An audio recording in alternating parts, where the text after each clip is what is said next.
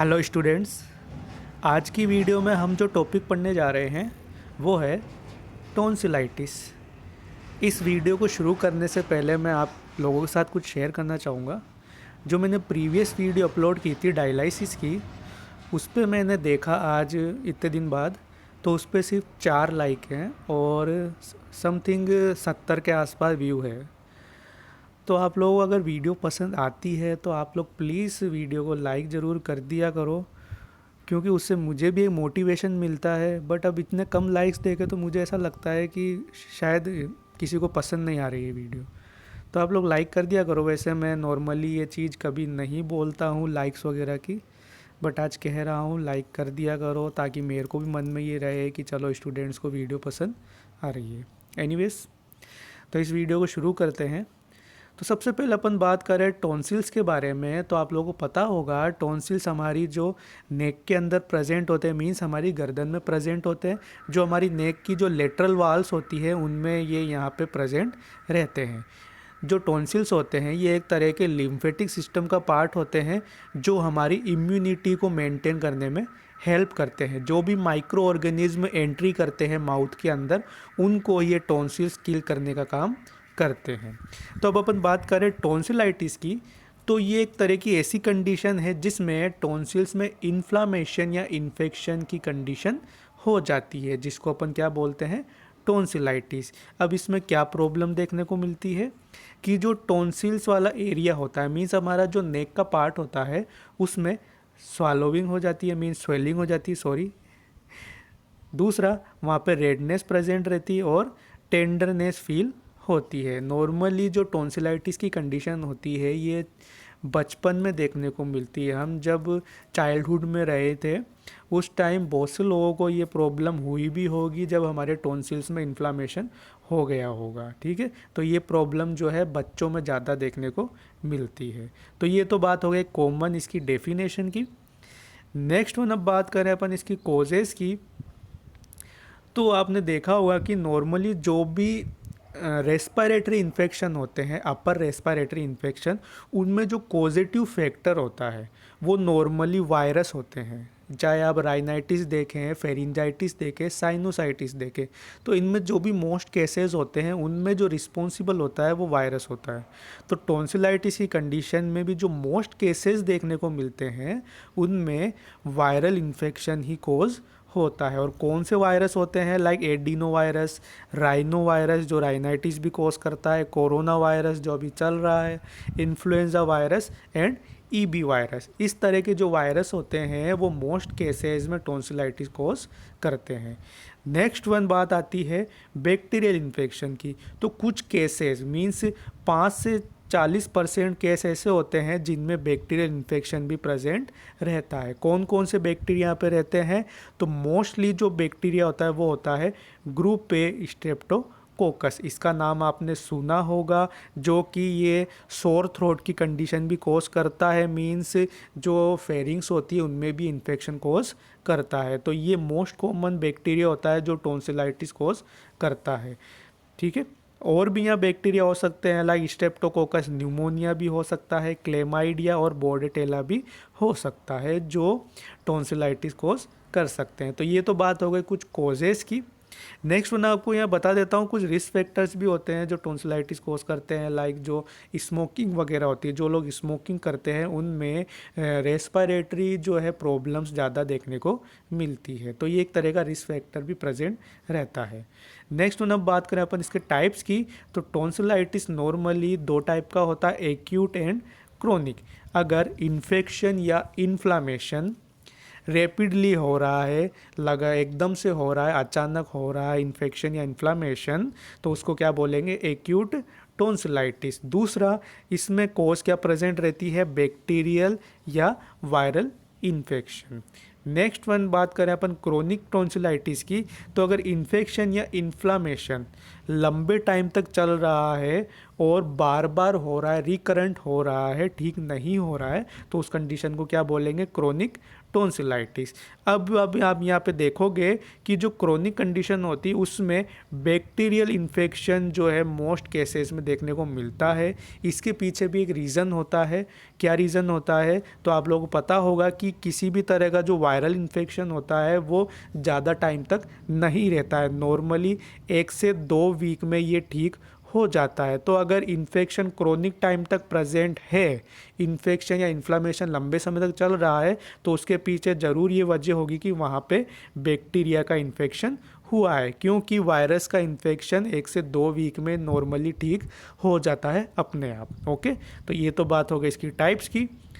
Next one, अब बात करें इसकी पैथोफिजियोलॉजी की, तो यहाँ पे जो भी पॉजिटिव फैक्टर्स होते हैं उसकी वजह से क्या होता है कि बैक्टीरिया या वायरस जो माइक्रो ऑर्गेनिज्म है वो क्या करते हैं, हमारी ओरल केविटी में या हमारे माउथ में या हमारी नेज़ल केविटी या नोज़ में एंटर कर जाते हैं, अंदर आ जाते हैं। उसकी वजह से क्या होता है कि जब ये टॉन्सिल्स के अराउंड पहुंचते हैं तो हमारे टॉन्सिल्स क्या करते हैं, इनको ट्रैप कर लेते हैं। ट्रैप का मतलब इनको पकड़ लेते हैं, जकड़ लेते हैं। ओके, नेक्स्ट वन, अब क्या होता है जब टॉन्सिल्स के अंदर माइक्रो ऑर्गेनिज्म ट्रैप हो जाते हैं, उसके बाद आपको पता है कि इन्फ्लामेशन की प्रोसेस में क्या रहता है, WBCs आती है, इम्यूनिटी वर्क करती है और WBCs आती है। तो यहाँ पे जो टॉन्सिल्स के अंदर माइक्रो ऑर्गेनिज्म प्रेजेंट है, इनके चारों तरफ क्या होती है, WBCs आके इनको ट्रैप कर लेती है। ओके, और उसके बाद इन्फ्लामेशन की प्रोसेस होना स्टार्ट हो जाती है। तो जैसे ही इन्फ्लामेशन की प्रोसेस स्टार्ट होगी तो यहाँ टॉन्सिल्स में इन्फ्लामेशन के साइन दिखना शुरू हो जाएंगे। कौन कौन से साइन दिखेंगे? लाइक रेडनेस रहेगी, यहाँ पे स्वेलिंग रहेगी, पेन होगा, और क्या होगा, फीवर की कंडीशन भी रहेगी। तो ये क्या है, इन्फ्लामेशन के साइन है। तो इस कंडीशन को अपन क्या बोलेंगे, टॉन्सिलाइटिस। तो आपको समझ में आ गया इसकी पैथोफिजियोलॉजी कि जब भी माइक्रो ऑर्गेनिज्म हमारी बॉडी में एंटर करते हैं, ये माउथ से या नोज से, तो वो टॉन्सिल्स में आके ट्रैप हो जाते हैं। उसके बाद वहाँ पे WBCs आती है जो उनको ख़त्म करने का काम स्टार्ट कर देती है, जिसको क्या बोलते हैं, इन्फ्लामेशन। और इन्फ्लामेशन अगर स्टार्ट होता है तो क्या होगा, टॉन्सिल्स के अंदर इन्फ्लामेशन के साइंस दिखना स्टार्ट हो जाएंगे, जैसे कि पेन, रेडनेस, स्वेलिंग, फीवर वगैरह। ओके, जिस कंडीशन को अपन क्या बोलेंगे, टॉन्सिलाइटिस। नेक्स्ट वन, अब बात आती है यहाँ पे इसके क्लिनिकल फीचर्स की या लक्षण की। तो सबसे पहले यहाँ पे क्या प्रॉब्लम देखने को मिलेगी, स्वेलिंग की और पेन की। जो थ्रोट है, जो हमारा नेक का पार्ट है, या जो कहें गला जो है हमारा, उसमें स्वेलिंग रहेगी और पेन रहेगा इन्फ्लामेशन की वजह से। नेक्स्ट वन क्या होगा, जो लिम्फ नोड्स हैं उनमें स्वेलिंग हो जाएगी। नेक्स्ट वन यहाँ पे फीवर और चिल्स की प्रॉब्लम रहेगी क्योंकि इन्फेक्शन प्रेजेंट है। नेक्स्ट वन यहाँ पे डिस्फेजिया कंडीशन हो सकती है, मीन्स पर्सन को कुछ भी स्वालो करने में दिक्कत होगी। क्यों होगी?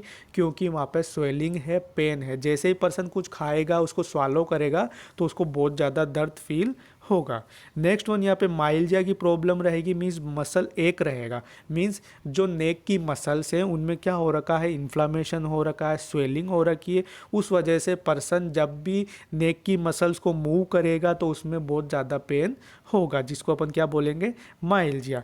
नेक्स्ट वन यहाँ पे स्टिफनेस रहेगी। स्टिफनेस क्यों रहेगी? वही रीज़न, इन्फ्लामेशन है, इस इन्फ्लामेशन की वजह से स्वेलिंग हो रखी है, टेंडरनेस हो रखी है, तो क्या होगा, स्टिफनेस रहेगी, पर्सन को नेक मूवमेंट में प्रॉब्लम होगी। नेक्स्ट वन यहाँ पे प्रॉब्लम देखने को मिलेगी कि जो पेन हो रहा है वो ईयर्स में भी रेफर हो सकता है, ईयर्स में भी नेक मतलब पेन पहुँच सकता है। क्यों पहुँच सकता है? क्योंकि आपको पता है कि हमारे जो ईयर्स होते हैं वो हमारी फेरिंग्स के बहुत पास में प्रेजेंट होते हैं। दूसरा, हमारे ईयर और फेरिंग्स के बीच में कनेक्शन भी होता है जिसको बोलते हैं ईटी ट्यूब। तो इस ईटी ट्यूब से क्या हो सकता है कि पेन और इन्फेक्शन ईयर में भी रेफर हो सकता है, रीच कर सकता है। ओके, नेक्स्ट वन यहाँ पे प्रॉब्लम देखने को मिलेगी कि जो आईज है, फेस है, नेक है, इनमें क्या हो जाएगी, स्वेलिंग हो जाएगी। जनरली आपने देखा होगा बचपन में या नॉर्मली जो बच्चों में देखा होगा, जब उनको टॉन्सिलाइटिस की कंडीशन होती है तो उनका जो पूरा फेस होता है वो स्वेलिंग हो जाती है, उसमें सूज जाता है। ओके, नेक्स्ट वन यहाँ पे हेलिटोसिस की प्रॉब्लम देखने को मिल सकती है, यानी बेड ब्रीथ, यानी पर्सन के मुंह से बदबू आएगी, ठीक है। तो ये एक कॉमन साइन होता है इन्फेक्शन का। नेक्स्ट वन यहाँ पे प्रॉब्लम देखने को मिल सकती है स्नोरिंग की। स्नोरिंग होता है खराटे लेना। अब ये प्रॉब्लम क्यों देखने को मिलेगी, क्योंकि पर्सन की जो है नेक में इन्फ्लामेशन है, इन्फ्लामेशन की वजह से स्वेलिंग हो रखी है। तो ये जो स्वेलिंग है नेक में, उस वजह से क्या होगा कि जो रेस्पिरेटरी जो पैसेज वे है वो क्या हो जाएगा, नैरो हो जाएगा।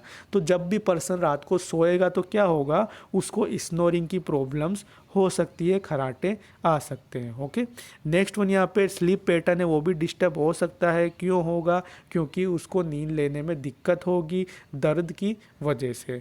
नेक्स्ट वन यहाँ पे ड्राई माउथ रहेगा। ड्राई माउथ क्यों रहेगा, डिहाइड्रेशन की वजह से। क्यों होगा, अगर किसी पर्सन को गले में स्वेलिंग है, दर्द है, तो क्या होगा, वो नॉर्मली खाना नहीं खाएगा, पानी वगैरह नहीं पिएगा, तो उस वजह से उसको डिहाइड्रेशन हो सकता है और डिहाइड्रेशन की वजह से ड्राई माउथ हो सकता है।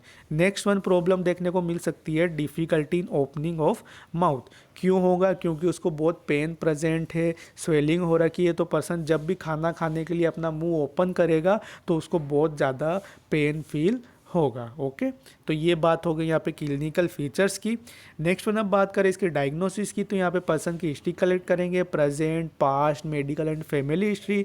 उसके बाद पर्सन का फिजिकल एग्जामिनेशन करेंगे, जिसमें क्या करेंगे, जो पर्सन का माउथ है उसको ओपन करेंगे और देखेंगे तो अंदर जो टॉन्सिल्स होंगे उनमें स्वेलिंग प्रेजेंट रहेगी। वहाँ पे वाइट पैचेस भी देखने को मिल सकते हैं अगर वहाँ पे पस फॉर्म हो गई है या एब्सेस हो चुका है। ओके, नेक्स्ट वन यहाँ पे क्या कर सकते हैं, थ्रोट स्वाब कल्चर कर सकते हैं। इसमें क्या करते हैं कि पर्सन जो पेशेंट है उसके माउथ के अंदर एक स्वाब डाला जाता है, उससे अंदर से जो भी सेलाइवा है उसका सैंपल लिया जाता है, ठीक है, और उस सैंपल को कल्चर कराया जाता है, उसे पता लगाया जाता है कि कौन सा माइक्रो ऑर्गेनिज्म प्रेजेंट है, तो उसी हिसाब से फिर उसका ट्रीटमेंट किया जाता है। ओके, अगर बैक्टीरिया है तो उसको एंटीबायोटिक्स दी जाएगी, वायरल इन्फेक्शन है तो नॉर्मली वायरल इन्फेक्शन थोड़े टाइम में ठीक हो जाएगा। ओके, तो ये बात हो गई डायग्नोसिस की।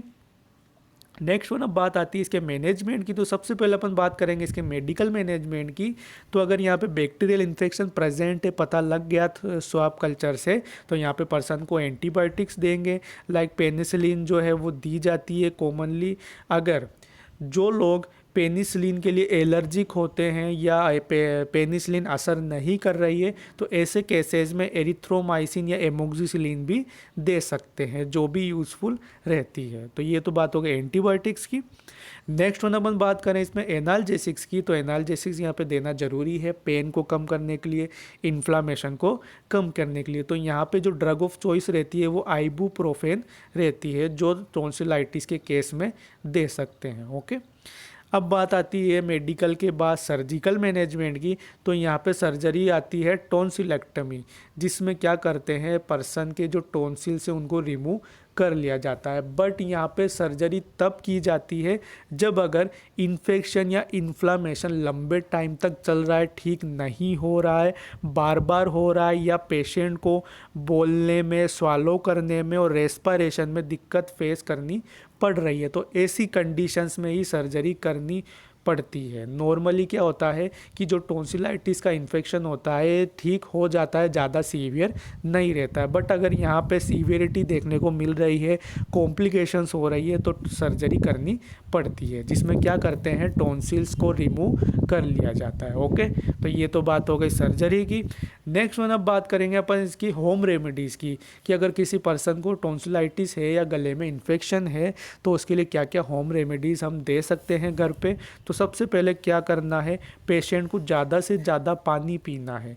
ऐसा क्यों करना है, क्योंकि अगर पानी पीते हैं तो जो हमारी म्यूकस मेम्ब्रेन होती है, ठीक है, वो वेट रहती है, ड्राई नहीं होती। अगर म्यूकस मेम्ब्रेन ड्राई रहेगी तो इन्फेक्शन होने के चांस ज़्यादा होंगे, इसलिए ज़्यादा से ज़्यादा पानी पीना है। दूसरा, ऑरेंज जूस भी ले सकते हैं। क्यों, क्योंकि ऑरेंज जूस में ऐसी प्रॉपर्टीज़ होती है जो वुंड हीलिंग में हेल्प करती है। ओके, होगा उसको ज़्यादा से ज़्यादा ग्रीन वेजिटेबल्स खाने हैं, फ्रेश फ्रूट्स लेने हैं। ओके, नेक्स्ट वन, यहाँ पे पर्सन को बहुत ज़्यादा रेस्ट करना है और स्मोकिंग को अवॉइड करना है, क्योंकि स्मोकिंग जो होती है उसमें ऐसे केमिकल पाए जाते हैं जो म्यूकस मेम्ब्रेन को ड्राई करने का काम करते हैं, इरिटेट करने का काम करते हैं। तो अगर आपके नेक में या गले में इन्फेक्शन है तो आपको स्मोकिंग बिल्कुल भी नहीं करनी है। नेक्स्ट वन, यहाँ पे गार्गल कर सकते हैं, मीन्स जो साल्ट वाटर होता है, नमक का पानी होता है, गुनगुना पानी, उससे गरारे कर सकते हैं, जो नॉर्मली हम करते हैं। ऐसा क्यों करते हैं? क्योंकि जो साल्ट होता है इसमें जो है एंटी इन्फेक्टिव प्रॉपर्टी होती है। दूसरा, जो वाटर होता है वो क्या करता है, गले में जो म्यूकस मेम्ब्रेन होती है उसको ड्राई नहीं होने देती, और साल्ट क्या करता है, जो अंदर माइक्रो ऑर्गेनिज्म होते हैं उनको किल करने का काम करता है। इसलिए गार्गल कर सकते हैं इन्फेक्शन को रोकने के लिए। नेक्स्ट वन, यहाँ पे क्या करना है कि जो पेशेंट है उसको थोड़ी एक्सरसाइज वगैरह करनी। इससे क्या होगा कि स्वेटिंग होगी, और स्वेटिंग होगी तो बॉडी के जो भी टॉक्सिन्स होंगे, ठीक है, जो भी टॉक्सिन्स होंगे वो स्वेटिंग में स्किन के थ्रू बाहर निकल जाएंगे, तो इन्फेक्शन के चांस भी कम होंगे, इन्फ्लामेशन भी कम होगा। ओके, तो ये होम रेमेडीज जो है पेशेंट ले सकते हैं इन्फेक्शन को कम करने के लिए। नेक्स्ट वन, अब बात करें अपन इसमें नर्सिंग मैनेजमेंट की, तो यहाँ पे कुछ नर्सिंग डायग्नोसिस बनते हैं जो इनकी प्रॉब्लम पे बेस रहते हैं। फर्स्ट वन डायग्नोसिस बनता है इनइफेक्टिव एयरवे क्लियरेंस। ये प्रॉब्लम कब देखने को मिलेगी? जब गले में स्वेलिंग रहेगी, एडिमा रहेगा, उस वजह से क्या होगा, पर्सन का जो नेक में जो एयरवे पासेज वे है वो नैरो हो जाएगा, पर्सन को सांस लेने में दिक्कत होगी। तो यहाँ एक डायग्नोसिस बनेगा ineffective airway clearance. Second diagnosis बन सकता है acute pain related to inflammation, जो कि कॉमन डायग्नोसिस है इन्फ्लामेशन या इन्फेक्शन की प्रोसेस में, pain. Okay, next one diagnosis बन सकता है रिस्क फॉर डेफिशिएंट वॉल्यूम, यानी पर्सन में फ्लूइड वॉल्यूम में कमी आ सकती है, डिहाइड्रेशन की प्रॉब्लम हो सकती है। क्यों होगी? क्योंकि पर्सन को गले में दर्द हो रहा है, स्वेलिंग हो रखी है, तो पर्सन खाना पीना कम कर देगा, जिस वजह से उसमें फ्लूइड वॉल्यूम की डेफिशिएंसी हो जाएगी, डिहाइड्रेशन हो जाएगा। तो ये भी एक डायग्नोसिस हो सकता है। लास्ट डायग्नोसिस हो सकता है डेफिशिएंट नॉलेज, जो पेशेंट होगा या उसके जो फैमिली मेम्बर्स होंगे उनमें कंडीशन को लेकर नॉलेज की कमी हो सकती है, तो ये भी एक डायग्नोसिस बन सकता है। तो ये तो बात हो गई यहाँ पर डायग्नोसिस की। अपन अब इसमें क्या क्या नर्सिंग केयर देंगे, इंटरवेंशंस देंगे, वो मैं आपको एक साथ बताऊंगा। तो सबसे पहले जो पेशेंट चेकअप के लिए आता है तो सबसे पहले उसके वाइटल साइन जो है डॉक्टर या नर्स चेक करती है। तो वाइटल साइंस में भी सबसे पहले क्या देखते हैं, उसके ब्रीथिंग पैटर्न या ब्रीथिंग रेट को देखते हैं कि पर्सन को सांस लेने में दिक्कत तो नहीं हो रही है, उसका जो ऑक्सीजनेशन लेवल है यानी उसको कितनी ऑक्सीजन मिल रही है, तो ये सब पहले चेक करना है। दूसरा क्या करना है कि पेशेंट को एडवाइस देनी है कि आपको जो भी डेयरी प्रोडक्ट्स है, लाइक जो मिल्क है, आइसक्रीम है, इस तरह के डेयरी प्रोडक्ट्स बिल्कुल अवॉइड करने हैं। क्यों?